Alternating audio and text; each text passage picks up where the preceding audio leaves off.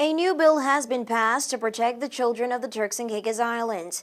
The Offences Against a Person bill, which was passed on Wednesday, June 3rd in the House of Assembly, amends the penalty provisions for sexual offenses against minors and ensures that there is equality in the manner in which boys and girls are protected under the laws of the TCI. The Offenses Against a Person ordinance, as previously drafted, only allowed for 5 years in prison for carnally knowing a boy or girl under the age of 13. With the new Section 30 added to the ordinance, that penalty no longer stands. Now, despite consent from either gender under the age of 13, a person is liable to face life in prison.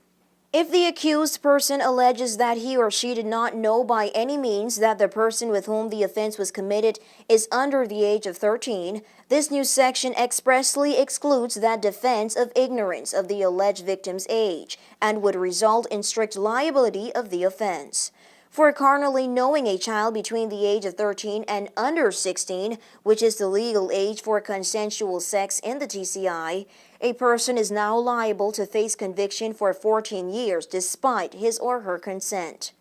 Under the laws of the TCI, when a person is sentenced to life in prison, the Parole of Prisoners Ordinance Section 66 says, quote, "The governor, if it is so recommended by the parole board after consultation with the Chief Justice, may order the release on license of any person serving a sentence of life imprisonment after that person has served at least 10 years of his or her sentence." In previous laws within the Offenses Against a Person Act, the penalty provisions were apparently disproportionate. In cases of indecent assault on a male, it was only triable on indictment since it was not listed among the offenses over which the magistrate had jurisdiction.